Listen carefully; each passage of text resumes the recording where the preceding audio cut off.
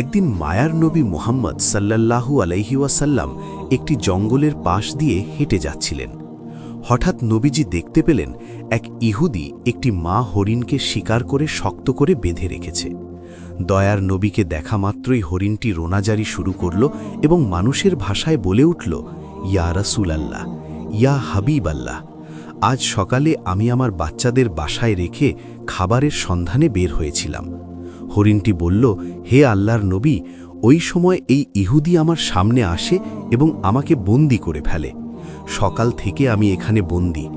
ইয়া রাসূলাল্লাহ, আমার ছোট ছোট দুধের বাচ্চা আছে, তারা আজ সারাদিন কিছুই খায়নি। আমাকে না পেয়ে তারা হয়তো অস্থির হয়ে পড়েছে, পিপাসায় তাদের বুক ফেটে যাচ্ছে। হরিণটি আকুতি জানিয়ে বলল, ওগো আল্লাহর হাবিব, আমি শেষবারের মতো আমার সন্তানদের সাথে দেখা করতে চাই এবং তাদের দুধ খাওয়াতে চাই। দয়া করে আপনি এর একটা ব্যবস্থা করে দিন।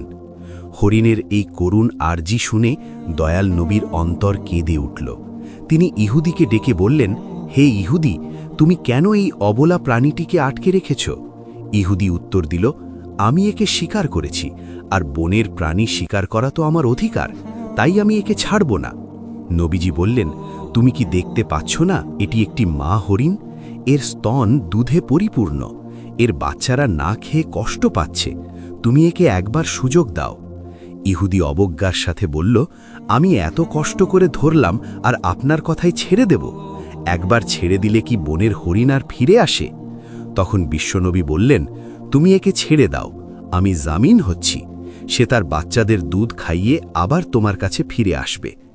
ইহুদি বিদ্রুপ করে বলল, বনের হরিণ কি আপনার বাপদাদার সম্পদ যে ফিরে আসবে?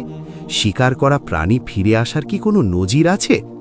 যখন ইহুদি কোনোভাবেই রাজি হচ্ছিল না, তখন নবীজি বললেন, তবে এক কাজ করো, তুমি হরিণটিকে ছেড়ে দাও আর তার বদলে আমাকে এখানে বেঁধে রাখো। হরিণ না ফিরলে তুমি আমাকে সারা জীবন বন্দী করে রেখো। ইহুদি ভাবল এটি ভালো সুযোগ। সে নবীজিকে বেঁধে রেখে হরিণটিকে ছেড়ে দিল। ছাড়া পেয়ে হরিণটি দ্রুত বনের দিকে ছুটে গেল। ইহুদি মনে মনে হাসছিল আর ভাবছিল, এই লোকটির মতো বোকা আর কেউ নেই, একটা বনের প্রাণীর জন্য নিজের জীবন বিপদে ফেলল। ওদিকে মা হরিণ দৌড়ে তার সন্তানদের কাছে পৌঁছল। বাচ্চারা তাকে দেখে বলল, আম্মাজান, আজ কেন এত দেরি হলো?